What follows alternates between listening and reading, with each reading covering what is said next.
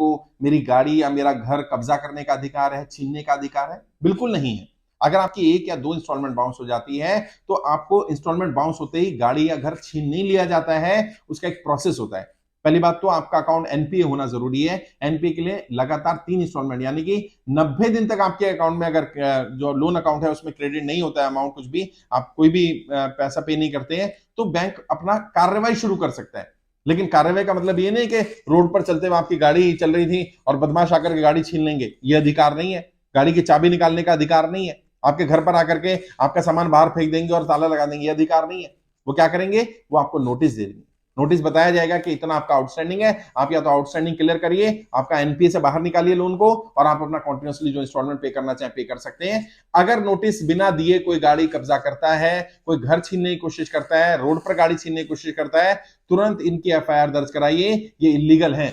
और अभी हुआ दिल्ली में, हमारे एक साथी हैं जिन्होंने मेरी वीडियो सुनी और उनको ऐसे ही उनकी गाड़ी पार्किंग से उठा ली रिकवरी वालों ने, जबकि 2 ही इंस्टॉलमेंट उनकी बाउंस हुई थी, बिना कोई नोटिस दिए, बिना कोई लेटर दिए, बिना कोई जानकारी के गाड़ी उठा ली।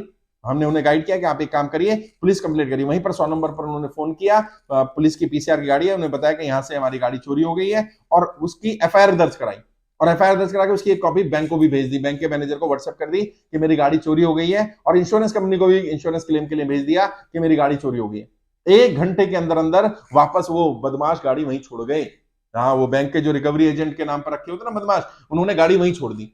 कईयों के साथ हुआ। अभी घर का एक केस आया कि घर आ गए कि जी आप घर खाली करो कल तक, अगर खाली नहीं करोगे तो हम सामान फेंक देंगे और हम ताला मार देंगे।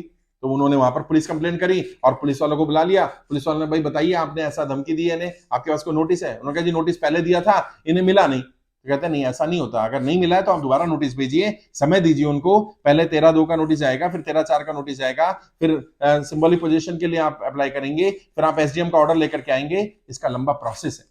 कोई ये अगर आपको कहता है कि 1-2 इंस्टॉलमेंट बाउंस होने के बाद आपकी गाड़ी छीन ली जाएगी, आपका घर कब्जा कर ले जाएगा, बिल्कुल ऐसी धमकियों से डरना नहीं है। समस्या क्या है, हमें अपने अधिकार नहीं पता। हम जब लोन लेते हैं तो हमें बताया जाता है कि आपको लोन पे करना है समय पर, अगर आप समय पर नहीं पे करते हैं तो क्या क्या दिक्कतें आ सकती हैं। तो हम ये मान लेते हैं एक्सट्रीम दिक्कत यही आएगी कि 1 इंस्टॉलमेंट बाउंस ही हमारा घर कब्जा कर लिया जाएगा, हमारी गाड़ी छीन ली जाएगी।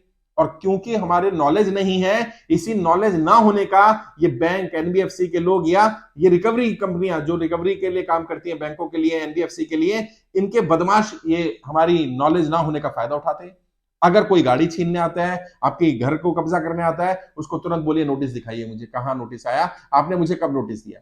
और अगर आपको कोई नोटिस आया हुआ है, बैंक का नोटिस आया, तो जैसे मैंने कहा बैंक को जवाब दीजिए, खुद लिख करके दे सकते हैं, बैंक में जाकर के रिटर्न में लिख करके दे सकते हैं, जवाब रिटर्न में देना है। अगर वकील से नोटिस आया तो किसी वकील के थ्रू जवाब दिलवाओ, कोर्ट से नोटिस आया तो कोर्ट में जाकर के जवाब दो, जज साहब के सामने पेश हो जाओ या वकील पेश होगा और वहां जाकर के अपनी बात रखो। अगर आपकी स्थिति खराब हुई है, आपने कोई गुनाह नहीं कर दिया, कोई क्राइम नहीं कर दिया, जब बैंक ने आपको लोन दिया था, आपका सिबिल भी चेक किया था, आपकी सारी चीजें देखी थी, गारंटर भी रखा हुआ है, तो अगर आपको या आपके गारंटर को परेशान किया जा रहा है, गाड़ी छीनी जा रही है, आपका घर या दफ्तर या ऑफिस सील किया जा रहा है बिना नोटिस दिए, ये लीगल है। बैंक को इस तरह से किसी भी गाड़ी को छीनने का, किसी भी घर को कब्जा करने का बिल्कुल अधिकार नहीं है। और जो लोग ऐसा कर रहे हैं वो भी कान खोलकर सुन ले, आप इलीगल कर रहे हैं, आपके ऊपर कार्रवाई हो सकती है। यदि किसी के साथ ऐसा हुआ है तो वो अपनी जानकारी भेजे, हमारी टीम भी मदद करेगी और आप खुद भी कार्रवाई कर सकते हैं।